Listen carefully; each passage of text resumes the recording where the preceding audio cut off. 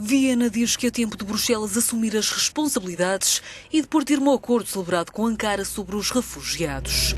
A Áustria, que desde o início se opôs ao documento assinado em março para travar a vaga migratória através do Mar Egeu, não tem dúvidas que o acordo está condenado ao fracasso.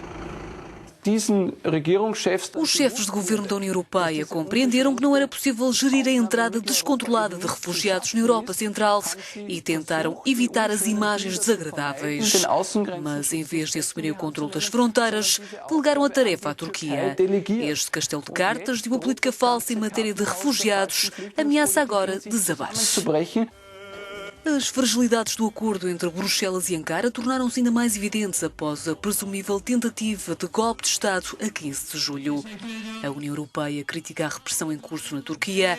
Ankara acusa Bruxelas de não ter cumprido as promessas feitas no quadro do acordo assinado em março.